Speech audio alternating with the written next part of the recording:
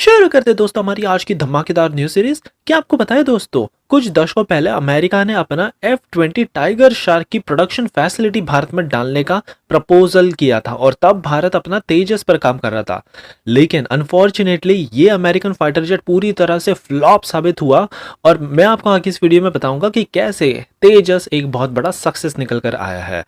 एमका की तरफ से बड़ी अपडेट आई है। अब यहाँ पर इंडियन एयरफोर्स ने कंफर्म कर दिया है कि हम दो दो स्क्वाड्रन डालेंगे ऑफ एम का MK1 एंड एम का MK2 और आने वाले कुछ सालों के भीतर 300 एयरक्राफ्ट की फ्लीट भारतीय एयरफोर्स के पास होगी। हमारी अगली खबर भारत के एक इंडिजिनस HALE UAV की तरफ से आ रही है।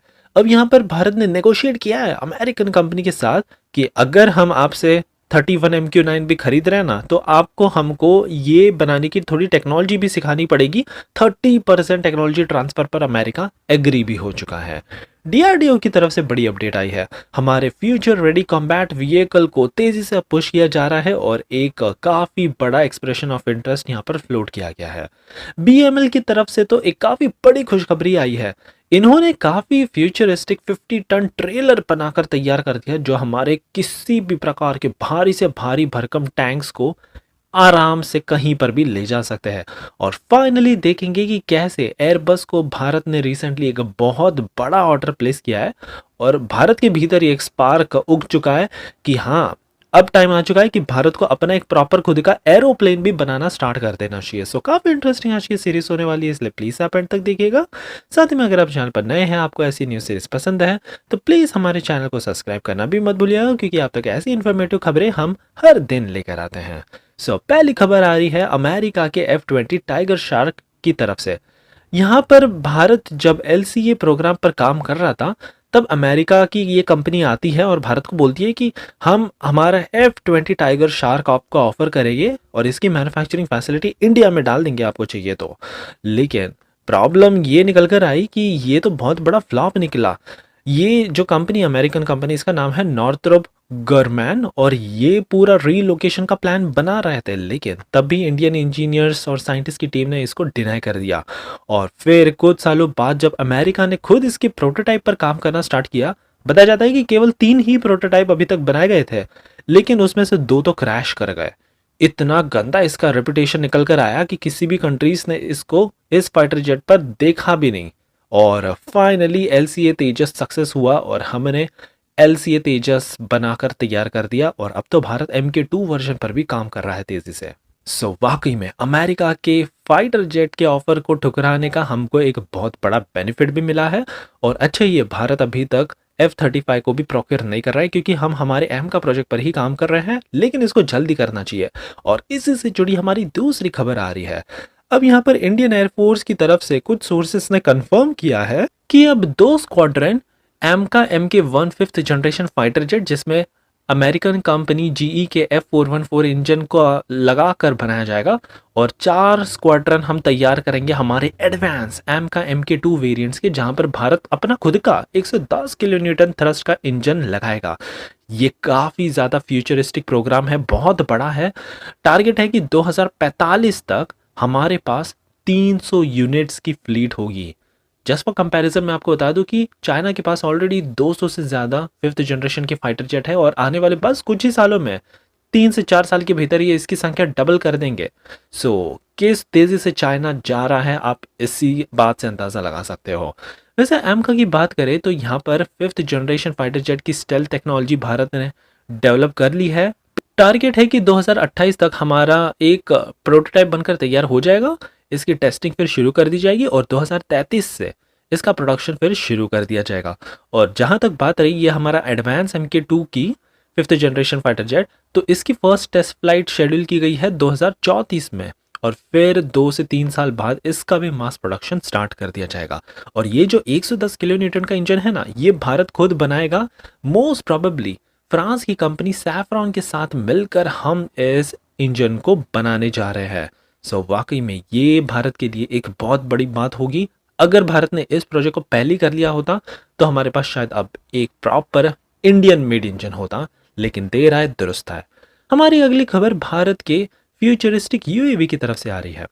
आपको पता ही होगा भारत $4 बिलियन की डील से 31 अमेरिकन MQ-9 भी HALE UAVs को खरीद रहा है, लेकिन हमने इस American company general Atomics aeronautics system incorporation को कहा है कि आपको हमको कंसल्टेंसी भी प्रोवाइड करनी होगी और साथ ही में टेक्निकल एक्सपर्टीज भी देनी है। आपको बता दें कि भारत का जो DRDO है, इनका एक एरोनॉटिकल डिपार्टमेंट एस्टैब्लिशमेंट AD ही है और इन्होंने काफ़ी सालों पहले रुस्तम 2 करके ये UAV बनाया था। वैसे ये था तो अच्छा, लेकिन अनफॉर्चुनेटली ये medium altitude long endurance UAV काफ़ी सारे सेवरल चैलेंजेस से फेस कर रहा था, जिसमें सबसे पहले तो डिज़ाइन फ्लॉ था, क्योंकि इसमें एक्सेसिव ड्रैग हमको देखने मिल रहा था और दूसरा इसका वेट बहुत ज़्यादा था, ओवर वेट प्लेटफॉर्म ये बन चुका था, सीलिंग फ्लाइट भी इतनी हमको नहीं मिल रही थी। तो इन्हीं सब फेलियर्स के चलते अब ADE ने डिसाइड किया है कि हम इस अमेरिकन कंपनी के साथ कोलैबोरेशन करेंगे, इनसे थोड़ी एक्सपर्टीज लेंगे, एक्सपर्टीज सीखेंगे और 30% टेक्नोलॉजी को इनसे एक्वायर कर लेंगे। ये बहुत ज़्यादा वैल्यूएबल लेसन्स होंगे, क्योंकि आत्मनिर्भर भारत बनने के लिए ये टेक्नोलॉजी ट्रांसफ़र काफ़ी इंपॉर्टेंट थी। वैसे 30% ठीक ठाक है, अगर एटलीस्ट 70% होता तब हम कह सकते थे हाँ एक प्रॉपर टेक्नोलॉजी ट्रांसफ़र हो रही है। अब हमें इंडियन साइंटिस्ट की टीम्स पर पूरा भरोसा है कि ये जल्द ही अपना खुद का एक काफ़ी पावरफुल UAV, जो कि अमेरिका के MQ-9B से कंपेयर किया जा सकता है, ऐसा वर्जन बना लेंगे। वैसे MQ-9B की बात की जाए तो इसका अपना प्रूवन ट्रैक रिकॉर्ड है for long endurance high altitude mission, तो ये बहुत अच्छे से करता है और ये ब्लूप्रिंट की तरह हमारे लिए अब एक्ट करेगा फॉर आवर फ्यूचर UAVs। हमारी अगली खबर DRDO की तरफ से आ रही है। इन्होंने अभी काफ़ी इंपॉर्टेंट स्टेप लिया है future ready compact vehicle programme को आगे पुश करने के लिए। अब इन्होंने एक्सप्रेशन ऑफ इंटरेस्ट फ्लोट कर दिया है टू एलिजिबल डेवलपर्स, फिर यहाँ पर RFP डाला जाएगा, फाइनल सिलेक्शन डेवलपमेंटल एजेंसीज के थ्रू लिया जाएगा और फिर फाइनली प्रोटोटाइप डिज़ाइन और डेवलपमेंट पर काम किया जाएगा। इन सारे काम में आराम से 4 साल का समय लग जाएगा, लेकिन भारत के पास आने वाले 5 से 6 सालों के भीतर फ्यूचर के प्लेटफॉर्म पर आधारित होगा और इसमें DRDO, प्राइवेट सेक्टर्स, MSMEs ये काफ़ी क्रूशियल रोल प्ले करेगी, क्योंकि 90% से ज़्यादा कंपोनेंट सारा कुछ भारत ही प्रोक्योर करेगा इंडिजिनसली। फाइनली हमारी आखिरी खबर एयरबस की तरफ से आ रही है। अब तो भारत के अंदर ही चिंगारी उड़ना स्टार्ट हो चुकी है। यहाँ पर कहा जा रहा है कि हमको हमारा एक प्रॉपर खुद का एरोप्लेन डेवलप करना चाहिए। ये बात इसलिए छिड़ी क्योंकि एयर इंडिया ने अब रिसेंटली 100 एयरबस एयरक्राफ्ट का फिर से ऑर्डर कंफर्म कर दिया है और आपको बता दें कि अभी तक भारत ने लगभग 470 एयरक्राफ्ट का ऑर्डर प्लेस किया है टू एयरबस एंड बोइंग। इसमें से 350 एयरक्राफ्ट का ऑर्डर तो अकेला एयरबस ही इन्होंने जीत लिया है।